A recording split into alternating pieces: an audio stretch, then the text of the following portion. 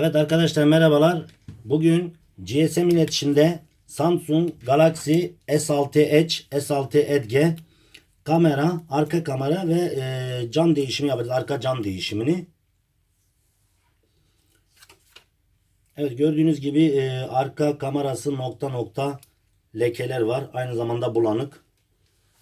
Bu cihazın arka kamera ve arka kapağını değiştireceğiz. Arka kapağı gördüğünüz gibi çok darbe almış durumda. Arka kapağı müşterimize hediye edeceğiz. Müşterimiz masraf etmek istemiyorum dedi. Öyle kullanırım dedi ama biz gene kendisine hediyemiz olsun arka kapak. Buraya kadar gelmişken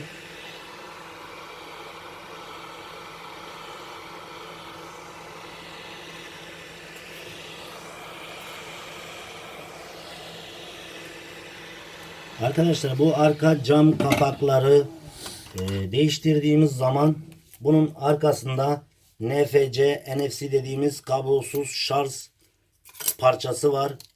Evet, gördüğünüz gibi daha önce bu telefon farklı uzman olmayan bir yerde açılmış ve NFC kablosuz şarjına zarar verilmiş. Onun için lütfen burada çok dikkat edelim. Arka kapağı açtığımızda bu kapağa yapışık olan NFC'ye dikkat edelim.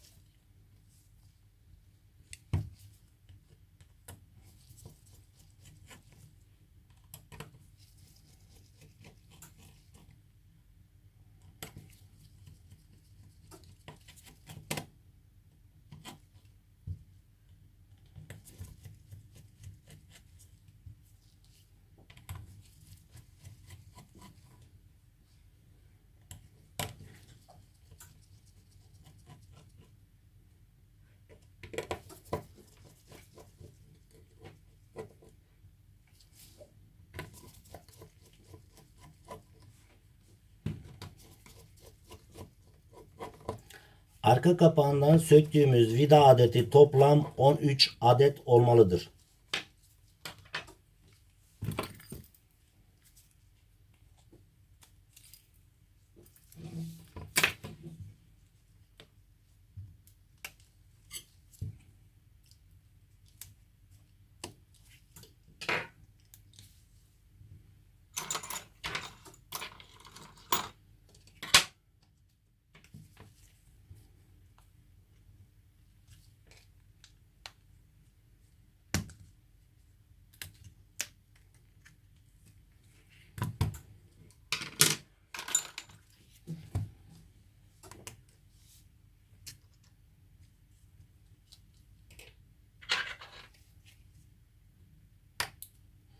Lütfen uzman olmayan kişilerin videomuzu izleyerek bu tür tamirleri yapmalarını tavsiye etmiyoruz. Aksi takdirde cihaza çok ciddi zararlar verebilirler.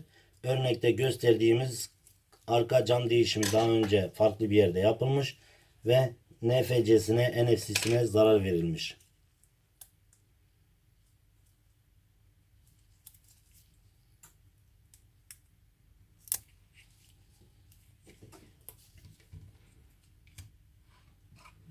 Evet, şimdi yeni kamerayı takacağız. Arka kamera.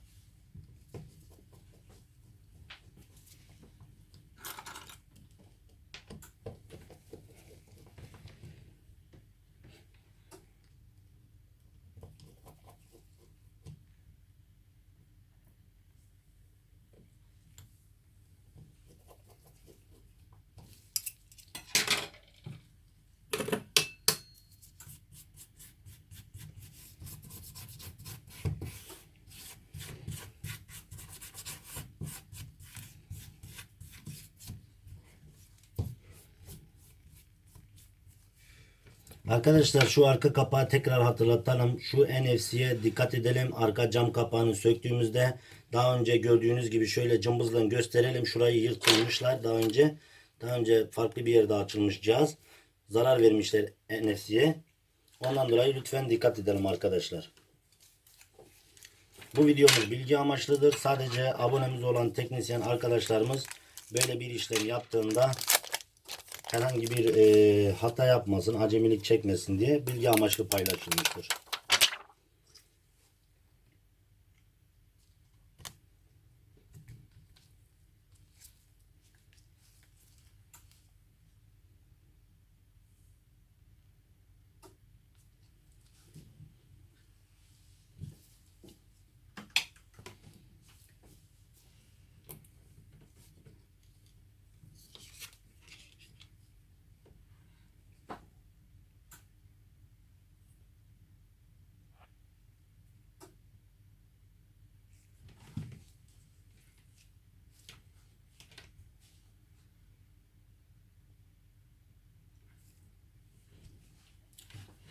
Evet, şu an cihazımız açıldı.